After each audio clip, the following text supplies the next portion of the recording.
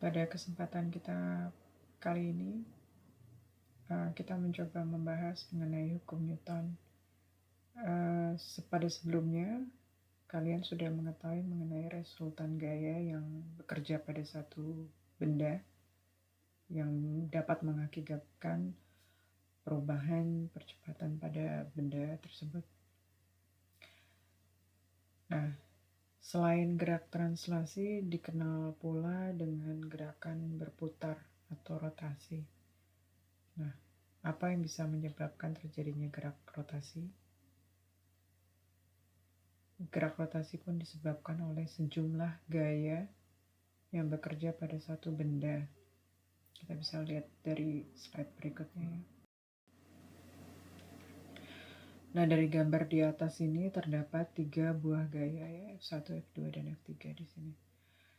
3 buah gaya tersebut bekerja pada satu batang yang memiliki pusat pada titik O, nih, 0 atau O. Lalu F1 ini memiliki jarak sebesar R1 ya. Dan F2 memiliki jarak sebesar R2 terhadap titik O ya. Dan F3 ini bekerja pada tongkat tapi dia tidak memiliki jarak terhadap titik O. Kenapa? Karena pada F1 dan F2 memiliki jarak terhadap pusat putaran itu yang mengakibatkan tongkat berputar. Nah, sedangkan F3 dia tidak akan menyebabkan tongkat berputar. Karena jika kita tarik garis lurus ya, ternyata dari titik kerja di gaya ini memang dia melewati putaran 0 ini ya. Sehingga F3 tidak memiliki jarak terhadap pusat putaran 0. Tapi jika bekerja pada putaran 0, dikarenakan F1 dan F2 dapat mengakibatkan tongkat ini berputar gitu. Maka kedua gaya tersebut dapat dikatakan sebagai momen gaya atau torsi gitu ya. Nah, untuk pada gambar selanjutnya ini bagaimana dengan arah momen gaya. Secara konvensi ya, torsi akan bernilai positif jika gaya memutar benda berlawanan dengan jarum jam terhadap poros negatif. Nah, apabila gaya berputar benda searah dengan jarum jam, nah itu bagaimana? Berarti kan sign-nya itu adalah negatif ya, gitu, atau arahnya negatif. Nah, ini ada contoh di depannya, gitu.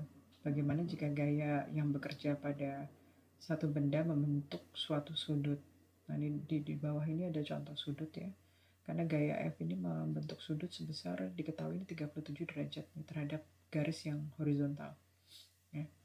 Maka komponen gaya tegak lurus terhadap lengannya ini berapa perhitungannya? Berarti gaya dikalikan dengan sin 37 rumusnya kan. Lalu dikalikan hasilnya berapa?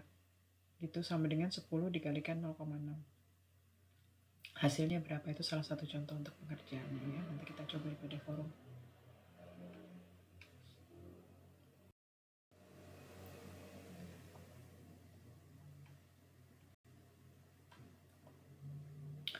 Lalu kita coba kesempatan percepat ya.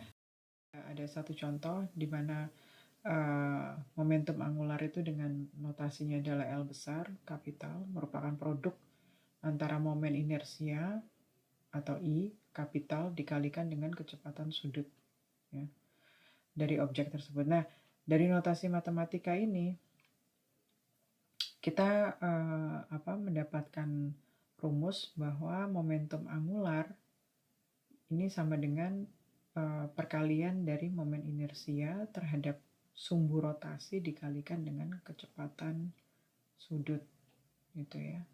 Kecepatan sudut ini merupakan ukuran seberapa besar objek yang berputar ya sekitar sumbu rotasinya. Nah ini satuannya itu radian per detik gitu. Nanti kita coba untuk latihan pada forum